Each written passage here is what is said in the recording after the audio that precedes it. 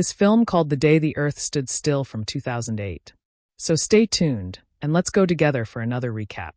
In the year 1928, somewhere in the ice of the Indian mountains of Karakuru, a mountaineer is preparing his equipment for a new climb when suddenly a bright ray of light appears in the middle of the peaks. He decides to find out what was happening. He goes towards the light source and discovers a luminous sphere covered by a thin layer of ice. Very curious about that, he starts hitting the ice with a pickaxe. Then he is immediately surrounded by a bright light, which causes him to lose consciousness. After a while, the mountaineer wakes up and realizes that the sphere has disappeared and that a strange round mark has appeared on his arm. Then, going to the present, astrobiologist Dr. Elin Besson gives a lecture on extraterrestrial bacteria at the University of Princeton.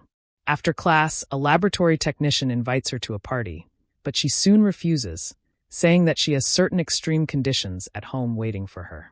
With this, she talks about her young stepson named Jacob, with whom she has a complicated relationship at home. The boy refuses to eat healthy food and continues to play video games nonstop. Then Helen is distracted by a phone call where an unknown person specifies his home address and informs her that a car will be arriving to pick her up shortly. Moments later, a police squad arrives at her house and knocks on the door. The man in a suit tells Helen that the FBI needs her help. He then tells her to follow him immediately without giving any more information. Then, leaving Jacob in the care of a neighbor. Still very confused, she gets in the car on the way. Helen persistently tries to find out why the FBI needs her, but the agents accompanying her do not know anything. However, the case is urgent. Otherwise, she would not have been escorted by dozens of police cars. The entourage then arrives at an airfield where she boards a helicopter. There, also escorted by the military, there are other civilians who are equally unaware of the reason for her going there. Among them are experts in some important areas: a nuclear physicist, an astronomer, and a civil engineer. Those gathered are certain that they have not been mobilized for exercises and that something very extraordinary has happened somewhere. The scientists are then taken to a military base in New Jersey. Upon entering the building, the military asks everyone to hand over their phones, but he manages to hide his under his clothes. They are greeted by Dr. Michael, who presents the situation to them.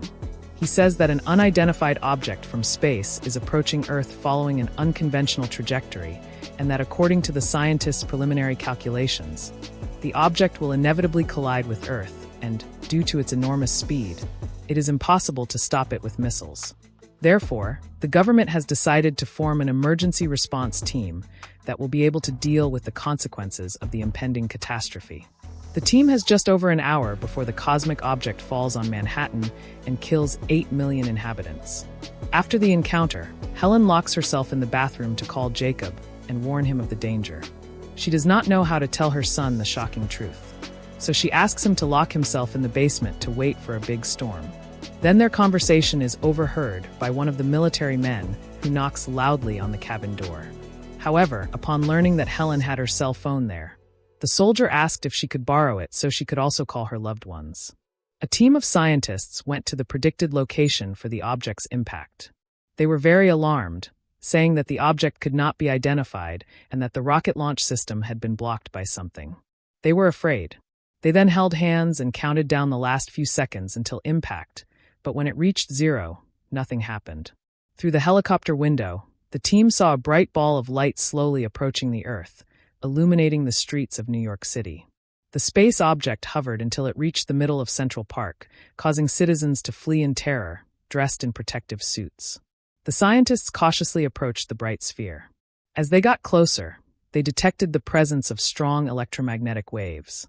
The military, police, and snipers surrounded the bright ball on all sides, awaiting further orders. Then the bright light dazzled everyone present, and an alien creature appeared to meet them. Helen, as if hypnotized, slowly approached the alien and extended her hand. Hand to her, the woman extends her hand in response. But at that moment a shot is fired, and the alien visitor falls senseless into her arms when suddenly a huge creature also emerges from the light and incapacitates all the weapons and machines around it, then releases a terrible ultrasonic sound that stuns all living creatures. The being then goes towards the injured Elena, but he stops it with a gesture. With this, the giant being immediately becomes immobile, and the terrestrial equipment returns to Normal, the injured alien visitor is rushed to a military laboratory. The doctors are at a loss as to how to treat the alien, since they know absolutely nothing about his physiology. Elon then advises them to bring a surgeon to remove the bullet from the being's body. When the surgeon intervenes, a gray and fibrous tissue begins to crack and separate from the alienist's body. After removing the entire outer layer, the doctors discover that the being looks very much like the common human being. After the operation, the alien is placed in a special protective capsule, where his condition continues to be monitored. The patient's vital signs quickly recover, and he regains consciousness. At first, the alien panics, but when he sees Helen in front of him, he calms down. She assures the alien that he is not in danger. However, the space visitor has already assumed the full form of a human being and looks exactly like the mountaineer from 1928. He confusedly repeats Dr. Helen's words as if he were memorizing them. After what happened in Central Park, humanity is in total panic. Stock exchanges are closing and heats are being prepared for urgent evacuations. Residents of other cities around the world are fleeing population centers on their own, fearing an alien invasion, while the president and vice president are hiding in the shelter. United States Secretary of Defense Regina Jackson takes control of the situation. In an emergency meeting, she is informed that the aliens have managed to hack one of the spy satellites. Now they have complete information about their defenses, according to the intelligence service. Similar glowing spheres of different sizes land in other places around the world. Arriving at the laboratory, Regina listens to the scientists' report. Samples of flesh taken from the alien show the presence of DNA from 3 different the life forms of the being's body. Tissues are human, and the gray fleshy shell is organic, which is a kind of protective placental suit. Dr. Helen suggests that the aliens had previously visited Earth and obtained a sample of human DNA, which is why the injured alien visitor was able to take on the appearance of an ordinary man. The group visits the alien in his room. He already speaks normally and asks for water with a tremor in his hand. He brings the glass to his mouth, commenting loudly that it will take a while to get used to this body. They look at each other, not knowing how to conduct a dialogue with the alien. Jackson then decides to speak to the alien first and asks about his intentions, but gets no answer. Then Helen asks him to talk about himself and say his name. The alien introduces himself as Klaatu and says that he is a representative of a group of civilizations. He asks to call a special meeting with the UN where he plans to tell everything, but Jackson refuses. After speaking with the alien, Jackson orders him to be sedated and taken to a safer location for interrogation. The scientists believe that Klaatu will be the most important discovery in human history and do not want to hand it over to the Secret Service. However, the Secretary of the Defense is adamant and believes that a representative of an extraterrestrial civilization represents a great danger to humanity. She intends to obtain as much information as possible about the aliens' objectives on this planet. Dr. Mayan gets into an argument with Jackson when they are interrupted by Helen.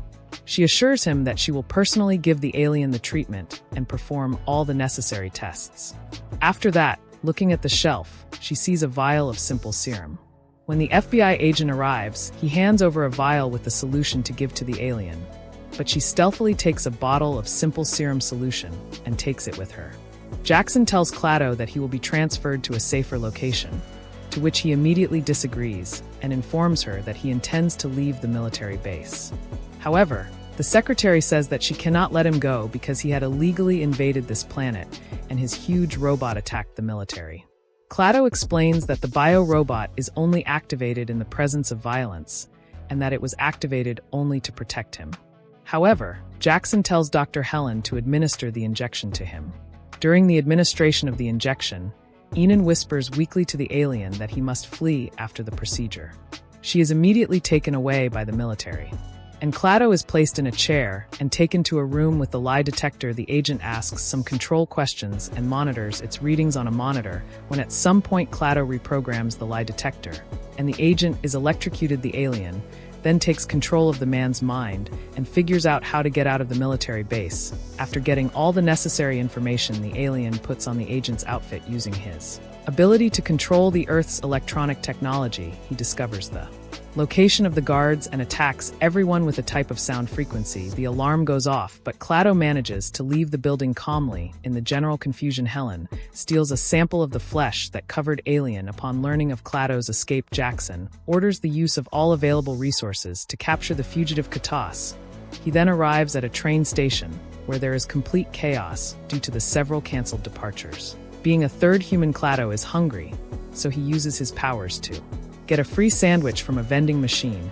He then carefully observes the aggressive behavior of the people in the train station hall, when suddenly he begins to feel ill and isolates himself in the bathroom, where he realizes that he was bleeding from his bullet wound. Due to the vulnerability of his human body, alien ends up fainting at Helen's house. The phone rings. It is a guard from the train station informing her that a man is telling her that he is her patient and needs her. When she realizes that the man in question is the alien, she immediately says that she will get him. When she gets there, she picks him up and takes him to her car, where Klaatu meets the ill-mannered Jacob. Klaatu then asks Helen to give him the sample of the gray tissue that was removed from him that she had taken from the laboratory before fleeing. He then applies it to her wound, and she heals instantly. Meanwhile, the United States military forces attempt to attack the Bobo. However, detecting the approaching threat, the giant is immediately activated. He takes control of all the military equipment and destroys it. All attempts to attack the alien fail, driving the military commanders into despair. Helen continues to follow the route that Klaatu is instructing her to follow when Jacob notices a huge traffic jam of cars trying to leave the city and says that they should not flee, but fight. The boy says that he hates the alien creatures and believes that they must be destroyed. He also says that he is sure that his father would have fought him if he were alive. He then asks Klaatu what he thinks if the men should run away or fight, to which he quickly replies saying that they should neither, because they can't do anything about it. After that, the trio reaches their destination when Jacob goes to the bathroom. Klaatu asks Helen about the boy's family. It turns out that the boy's father was a military engineer and his mother died in childbirth. She then married him, but a little over a year ago his father died and the boy remained in her care. After that, they enter a fast food cafe where Klaatu meets an old man who is also a member of an extraterrestrial race that was sent to Earth long ago to study human beings. Klaatu warns his compatriot about the operation and suggests that he leave the planet. However, the old man intends to remain on Earth because during his long years of research he grew up loving the Earth and even has a family of his own. Although the old man believes that human beings are destroying the planet, he would be happy to spend humanity's last moments with them. Meanwhile, the military installs super-resistant steel panels around the giant beer robot, inactive, acting completely without any sign of violence, hoping that in this way the robot will not be activated. An emergency hotline has received hundreds of calls from people who saw Klaatu, and by order of the minister the man is presented as a fugitive criminal. Meanwhile, Helen, the alien, and Jacob and drive to the state of New Jersey. When they arrive in a forest, Klaatu asks to stop the car and gets out of the cabin. Helen is worried about the alien's strange behavior, so she asks Jacob to stay locked in the car while she follows Klaatu. A swarm of insects flies past her and takes her to a lake where the alien is standing secretly. She watches and sees another glowing sphere emerging from the water. At the same time, Klaatu starts the emergence of alien spheres all over the planet. Shocked by what she sees, Alan returns to the car and Job questions her about the strange companion, suspecting something. The boy fears that Elon will marry Klaatu and he will take the place of his father. Then, upset with his own assumptions, the cocky boy gets out of the car saying he is going home. Helen follows him and stops him when suddenly they see a bright beam of light between the trees. It is the bright sphere that, like all the others around the world, is leaving the planet at that moment. Only one sphere remains on Earth, the one Klaatu arrived in. The alien returns from the forest and asks Helen to take him back to the city. However, she refuses to help him and demands to know what is happening. Klaatu then tells her that humanity is destroying the Earth with its activities, since there are not many planets in the universe where complex biological organisms can live. So they have come to save the Earth from humans. The alien believes that the planet can be reborn if all human infestation is removed from it. Helen then tries to convince the alien that humans can change and that they deserve another chance. But he does not believe her and says that they have been observing humanity for many years in the hope that people would change. However, the situation has reached a critical point. Despite Helen's pleas, Klaatu informs her that the process has already begun and nothing can be changed. Then a police car manages to get on the alien's trail. The police officer finds him, pulling out his gun and pointing it at him, ordering him to surrender.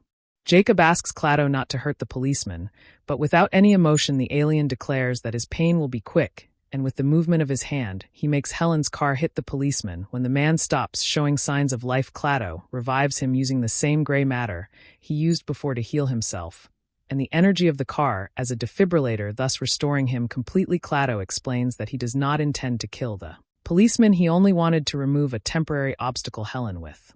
This becomes convinced that the alien can stop the process of destruction of humanity. If he wants to, she then asks Klaatu to stop the destruction, but he denies, claiming that he tried to talk to his world leaders, but they did not want to listen to him.